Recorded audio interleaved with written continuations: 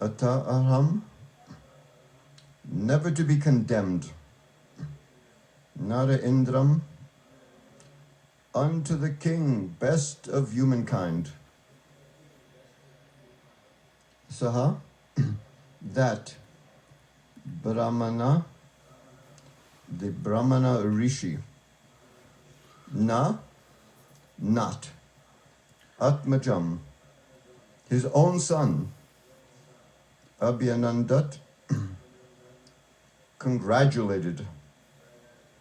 Aho, alas. Bata, distressing. Amha, sins. Mahat, great. Adya, today. Te, yourself. Kritam, performed. Alpiyasi, insignificant. Drohe, offense. Uru, very great. Dhamma, punishment. Drita, awarded. So now we come to the translation.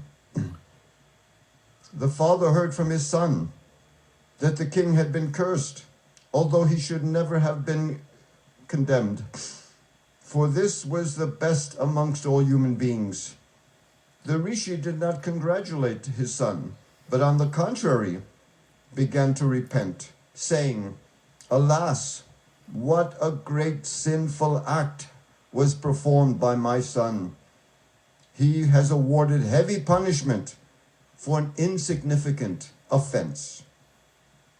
And now we have the purport by Srila Prabhupada.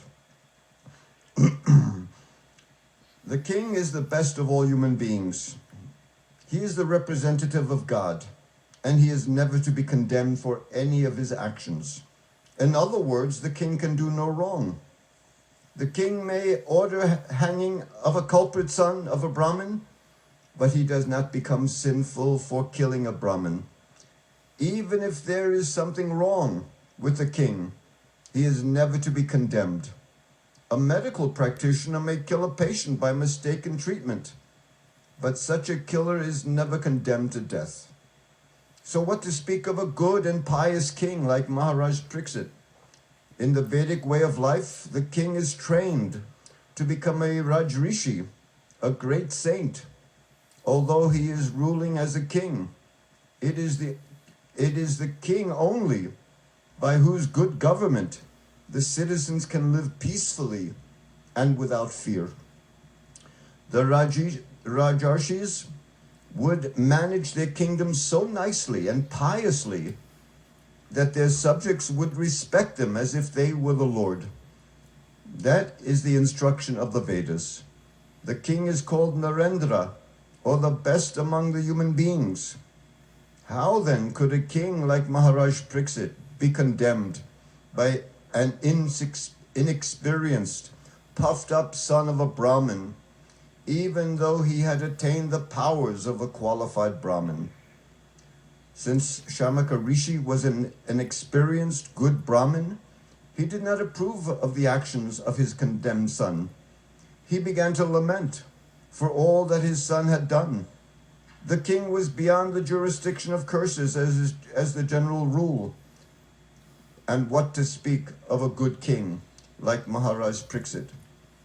The offense of the king was most insignificant, and being condemned to death was certainly a very great sin for Shringi. Therefore, Rishi Samaka regretted the whole incident. Nama Om Vishnu Pataya Krishna Prastaya Bhutale Srimati Bhakti Vedanta Swami Itanamani Namaste Saraswati Ravam Gauravani Pachani Navasesha Sinyavari Paskata Desatani. Let's begin by, I'll read the translation.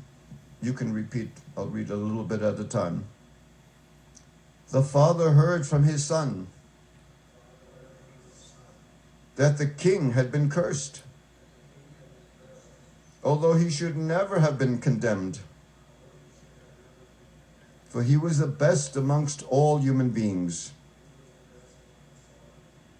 The rishi did not congratulate his son,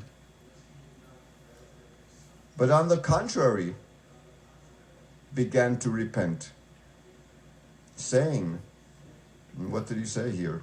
Alas, what a great sinful act was performed by my son. He has awarded heavy punishment for an insignificant act. So here, Shringi is the son of the sage. The sage was sitting in his cottage. He was in meditation. He was absorbed in his meditation. He didn't notice anything going on around him, outside of him. And King Kṛṣṇa, he was in the forest hunting. And after a time, he became overwhelmed with thirst. Sometimes, you know, when you get very thirsty or very hungry, you become very agitated. So he was looking for a place to get something to drink or something to eat. And he came to the cottage of the sage, Shamaka Rishi. And there he entered the cottage. And usually, when somebody comes to your home, you treat them with all respect. But the sage was in meditation. He didn't even notice the king. And the king was getting angrier by the moment. What's wrong with this guy? How come he's not paying attention to me? I'm his guest, I'm the king. And he became very agitated. And after a few moments, then he left. And he saw outside the cottage, there was a dead snake on the ground. And he lifted that snake up with his bow, and he put that snake around the shoulders of the king, of the sage. So the king did this unusual act that was driven by his agitation, driven by his anger. This anger was just momentary.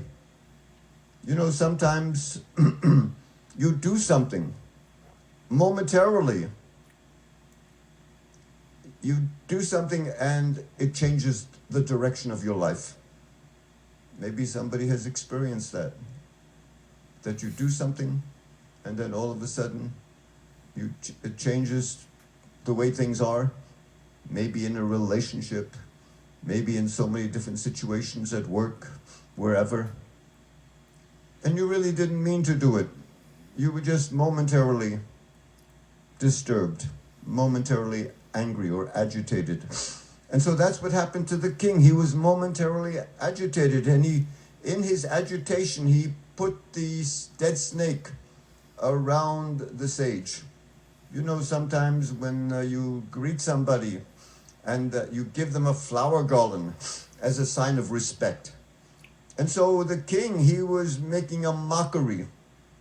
He was not giving some flower garland as a sign of respect, but he was garlanding the sage with this dead snake. It was giving a mock, a sign of respect. And then he left. And after a time, the king was thinking, what did I do? How foolish of me to do something like that. The king didn't notice, actually, that as he was leaving, the son of the sage, he was told about this. And he was just a young boy, 10 or 12 years old. And he cursed the king that, oh, you have put a dead snake around my father's neck. I curse you that you will die of the bite of a poisonous snake within the next 7 days. And so he cursed the king like that. The king, he didn't hear the curse. He went back to the palace. But after the boy cursed the king, you know, to send out a curse, to send out something angry, it shakes up the body. If you become angry, you know, your body reacts to that. And for the boy, he was a young boy, his body reacted. He became very afraid of the reaction, and he ran to his father crying. At this time, usually the sage, he doesn't hear anything. But when he heard the crying of his young child, then he came out of his meditation. And this is very proper, because for a parent, a mother or father, their first duty is to their children. Is it not? This is our first duty, to the well-being and safety of our child.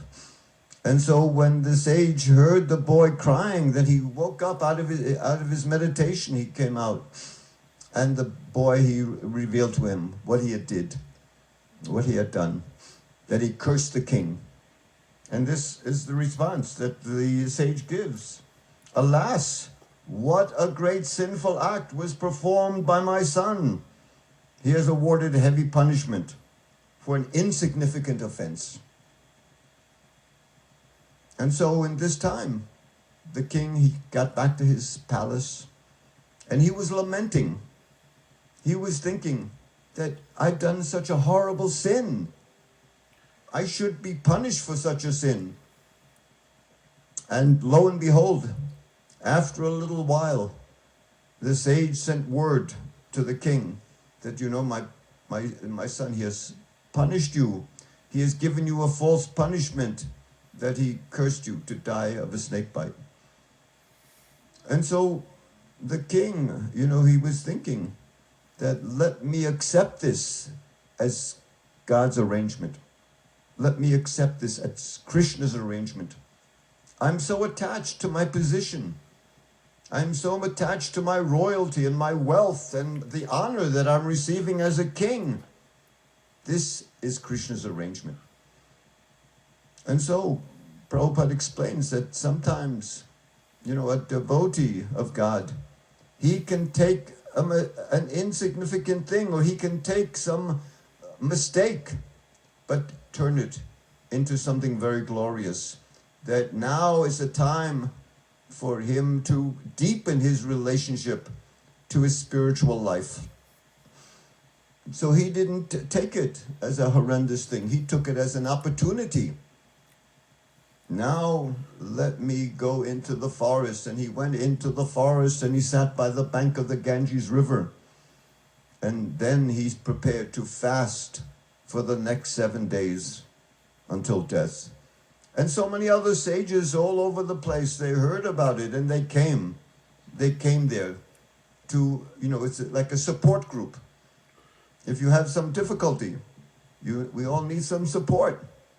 And so the sages came there as a support group to honor the king, to support him in any way they could, just to be with him in his time of need. And one personality showed up, Sukadeva Goswami. And Sukadeva Goswami was only 16 years old, a remarkable young man. Practically speaking, he was still a child.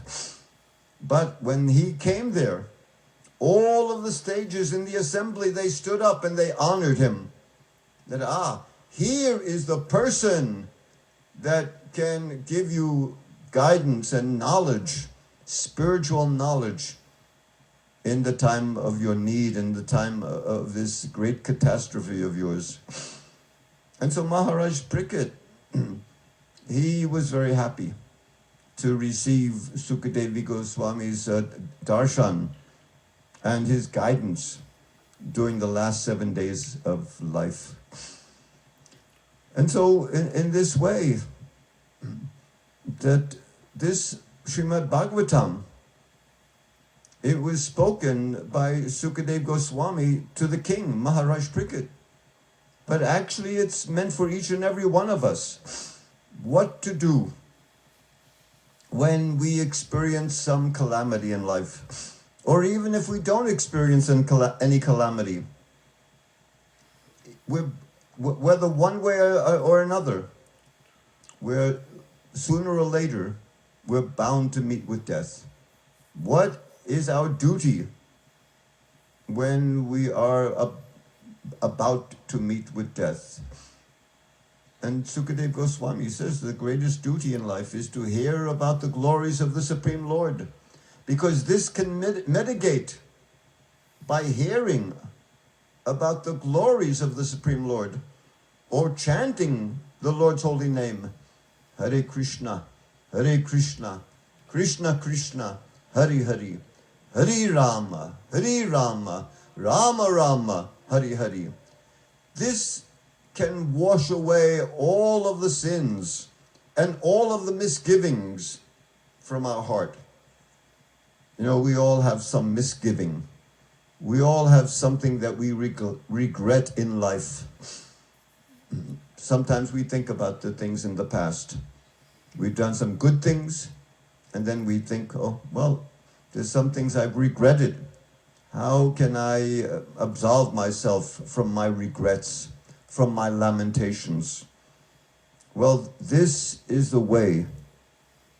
This is the way to do it. And the Bhagavatam was spoken right before the age of Kali, as the age of Kali was emerging. So in this wicked age, who is qualified to be a saintly person? In this age, everyone is born less than Sudra. But the sages, Vedavyas, has left this literatures of the Srimad Bhagavatam, the Bhagavad Purana, especially for us, unfortunate souls living in the age of Kali, to wash away the sins, to wash away our misgivings, to wash away all unfortunate things in our life. And so in this way, Maharaj Parikshit, he was relishing this.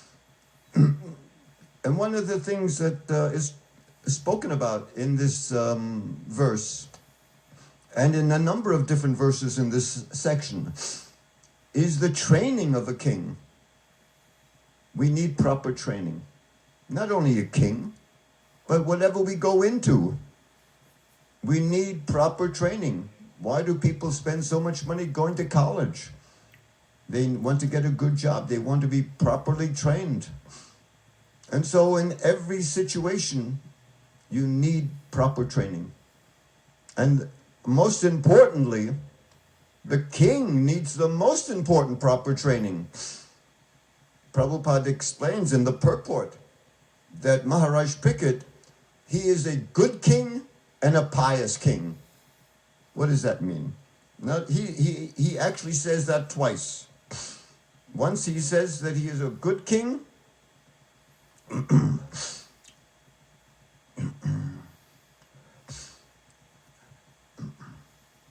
and in the next instance, he also said that that the kings are nicely and piously trained.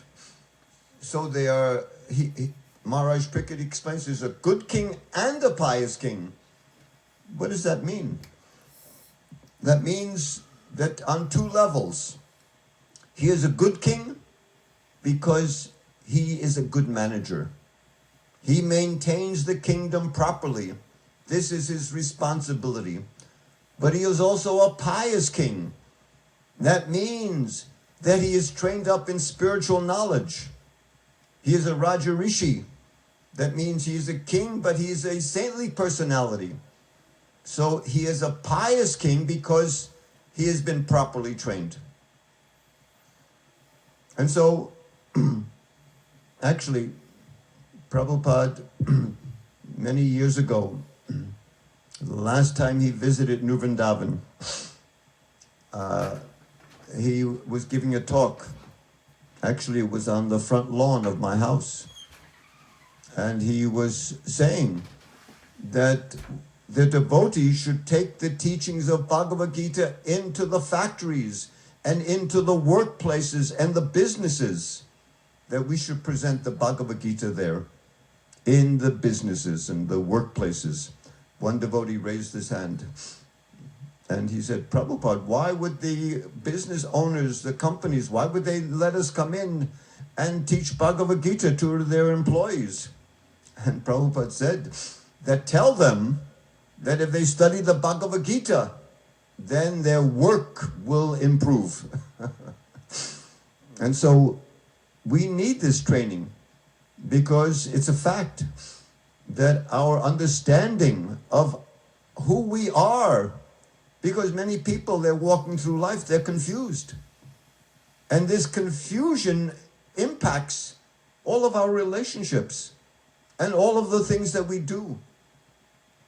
But the Bhagavad Gita cuts through the confusion. Just like at the beginning of Bhagavad Gita, Arjuna was confused. What should I do? And so in a sense, we're all in that same that same situation. Just like Arjuna was confused, we're all, in one degree or another, we have some confusion in our lives. And so we need to let Kṛṣṇa clear up that confusion. And we need to be able to help other people also clear up their confusion. Just like there's so much confusion going on in society nowadays. One of the things, we read in the newspapers all the time that people, from the president on down, people really don't know what to do and what not to do.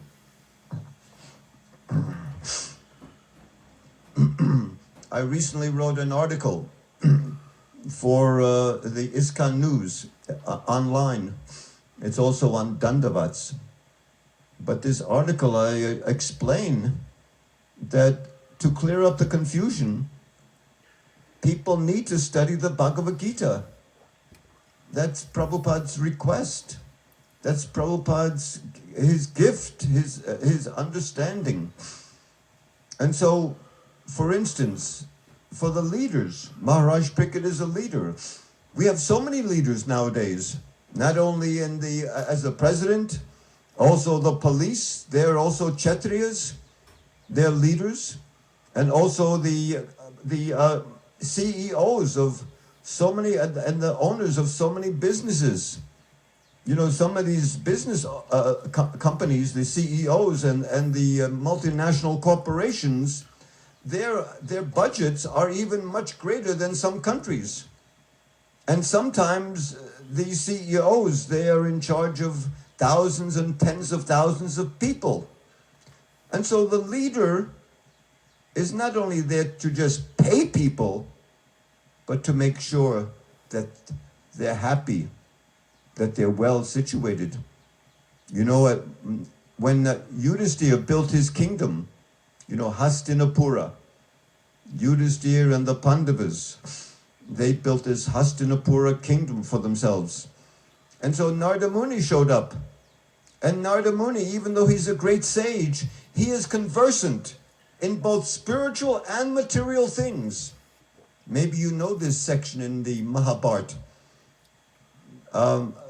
Narada Muni offers 100 questions for Maharaj Yudhisthira's consideration. He puts them in the form of questions. But actually these questions are really statements on how the king should properly manage the kingdom. And the very first thing he says, the very first statement he says is that the duty of a king, a Kshatriya, is to protect the citizens, to make sure that all of the citizens are happy. And how is this protection provided?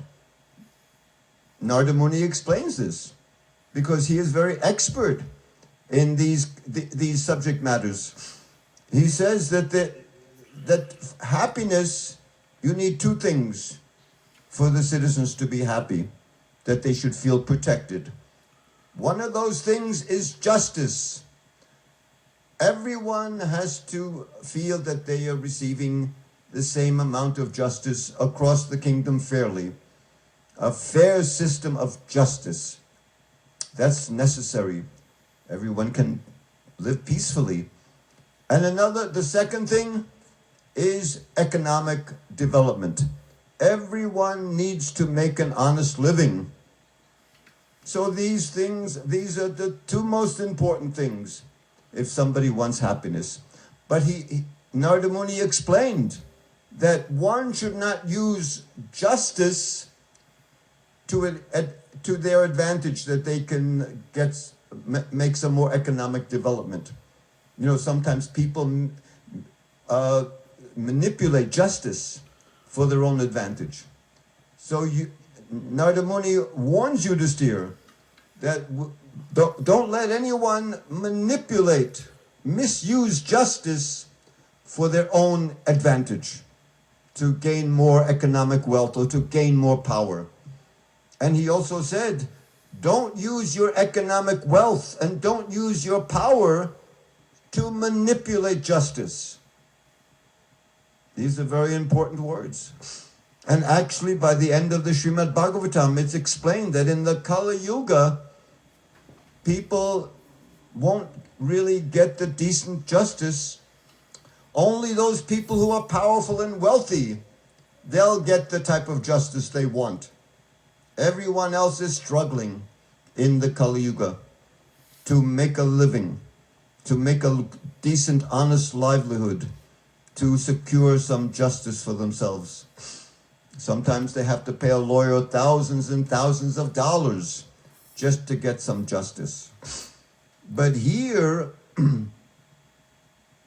Prabhupada is explaining that everyone from the king on down has to be trained up properly. And Maharaj Yudhisthira is getting the guidance from Narada Muni. There's another interesting event that takes place later on in the Srimad Bhagavatam in Dwarka. Dwarka, you know, is the city of Kṛṣṇa. So Arjuna is visiting there. And when he visits there, then somebody comes to the palace to complain. A Brahmin, his wife, had just given birth to a child. And the child immediately died after birth.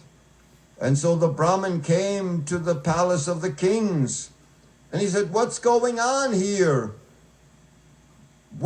There's something not right in the kingdom. There's some discrepancy. Something is out of alignment, out of balance, that a little baby should die like this. And he challenged the kings. He said, all of you kings are impudent. You can't even protect my little baby that's just been born.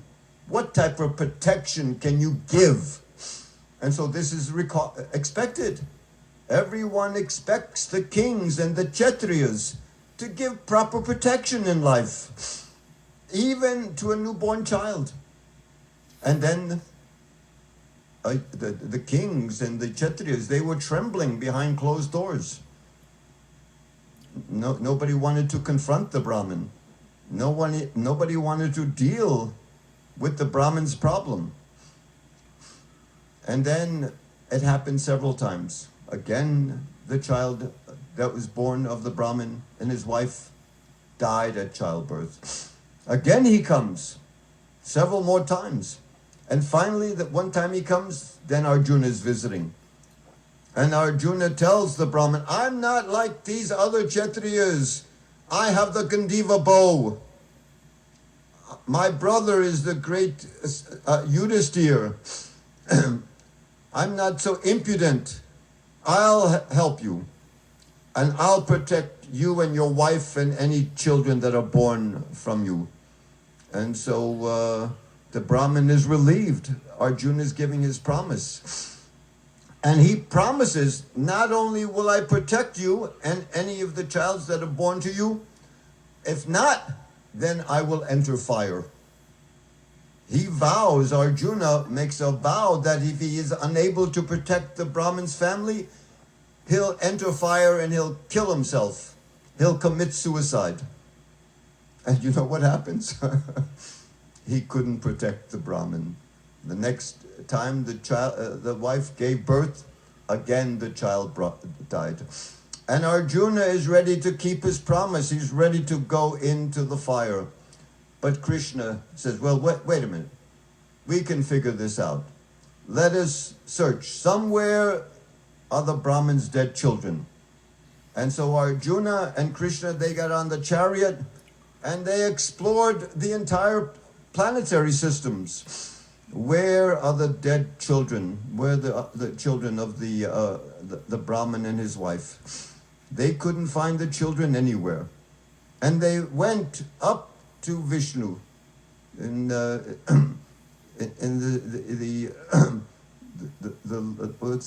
where's Vishnu residing? In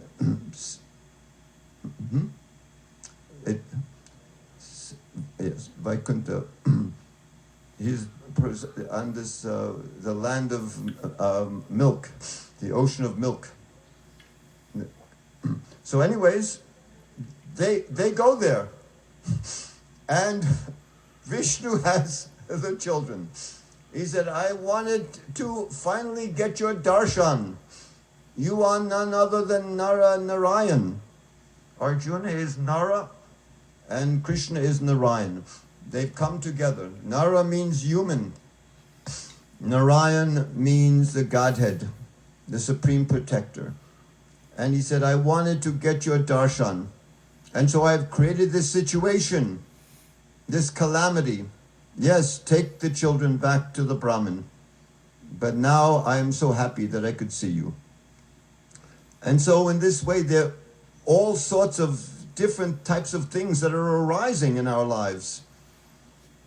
Sometimes, of course, we look at these things and they are just a big problem.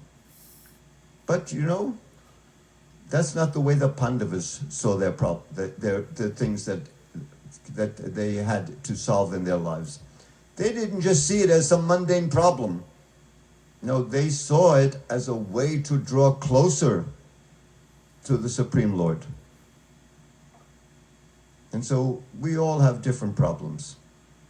Some of our problems are economic problems or relationship problems. Now people are dealing with health problems. There's so many factors. So we have to be concerned about our health all the time. We're dealing with these different problems. But the problems really are a stepping stone to bring us closer to the Supreme Lord. Kṛṣṇa is residing within our hearts. He is there. He is guiding us. The main thing now is to turn to Kṛṣṇa. Someone may say, oh, this is a horrible time. There's so many problems in the world. But actually, it's the best of time. Just like Kunti, the Pandava's mother. She prayed, let the problems come again and again. Because when we're besieged by problems, what do? We turn to you, my dear Lord. Please, she said, my dear Lord, please, just like the Ganges is flowing down to the sea, let my mind always flow down to your lotus feet. And so in this same way, we should always meditate upon the Lord's lotus feet, in whatever situation we find ourselves in life. And so these literatures, some people may say they're so old, they're 5,000 years old, whatever, but they're very relevant. These Bhagavad Gita and the Srimad Bhagavatam are very relevant in life today and are very relevant for the people today to clear up their confusion, to actually that we become happy within the heart. So it's explained that we can have both types of happiness. Yes, Narada Muni explained to Yudhisthira how we can have material happiness by the proper training, by the proper leader.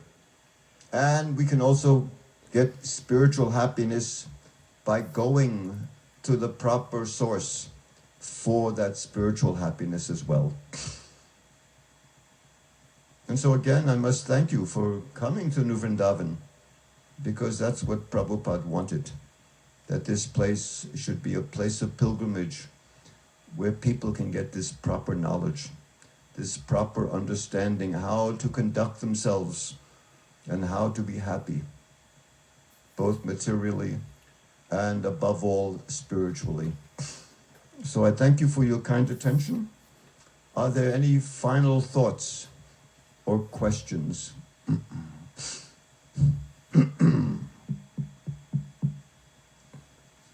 Yes?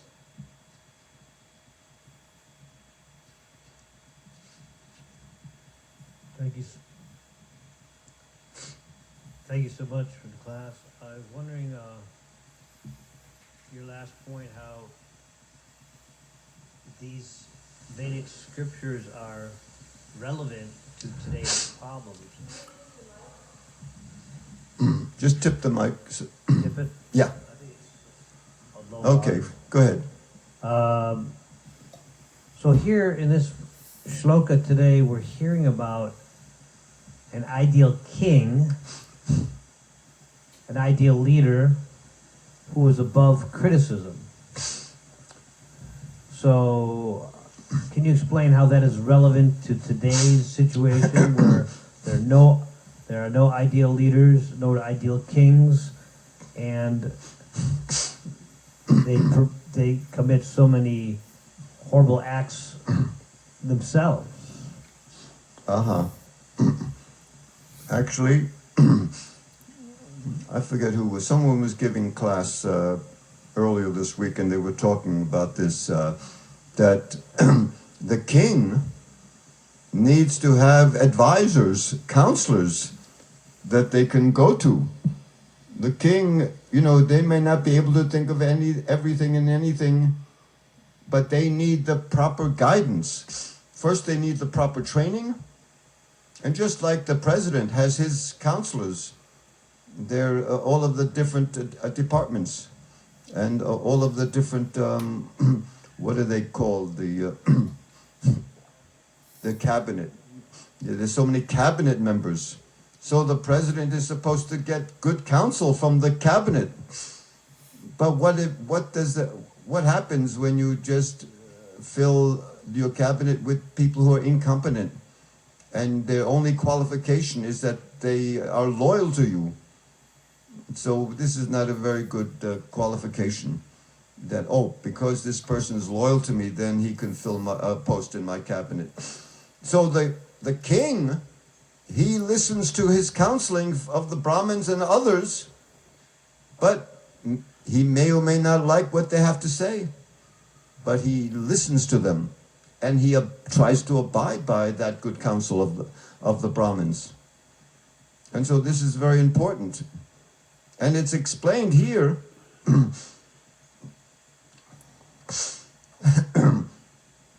So one of the things, the king might make a mistake. He might do something stupid, the leader. But at heart, it's explained that Prabhupada explains that the king should be good and pious. The Rajarshis would manage their kingdom so nicely and piously that their subjects would respect them as if they were the Lord. So, what is the qualification? It's not that you can just be any dumb king, any dumb leader. You have to have training. You have to listen to good counseling. And also, you have to manage properly. And if you make a mistake, then of course, yes, people forgive that mistake. But if one is unqualified, just like there was that unqualified king, what did the Brahmins do? They killed him. Who is that unqualified king? King Vena. Yeah, he was unqualified king. He wasn't a good or pious king. He was he mishandled the kingdom. He was abused his position and abused the citizens. And the Brahmins killed him. And so it's not that we can just sit by any and everything. So the devotees, their position is different. They're giving guidance. Prabhupada created this ISKCON, this Hare Krishna movement. He wanted to train up people to give guidance. He wanted to train up a Brahminical culture that understands the purport of the Vedas and gives guidance according to time and circumstances. And the second thing that he wanted to accomplish, he said before he passed away, is to develop the Varnashram system in society. So he established the Brahminical community, and next he wanted to develop a nice society where people can live. And so this New Vrindavan, we want to be an example for that nice society. People come here, oh, how are these devotees living? How are they living by these principles of the Vedic culture? So Prabhupada expected the devotees here to be a good example. And he wanted that example to be permeated throughout society, where people can take up these principles and living according to these principles of Bhagavad Gita and the Srimad Bhagavatam in their own homes, in their own professions, their own businesses, their own neighborhoods and societies. So Prabhupada actually said at one point when he visited New Vrindavan that he wanted the devotees here to make the entire state of West Virginia Krishna conscious. Right? Didn't he say that, Nicho? He said that. Make the whole state Krishna conscious. So this is a mandate that Prabhupada gave the devotees here in New Vrindavan. So anyways, I don't want to take up too much time. Thank you so much for your kind question. Are there any final thoughts or questions? Jai, all glories to Srila Prabhupada. Jai Radhe, Hare Krishna.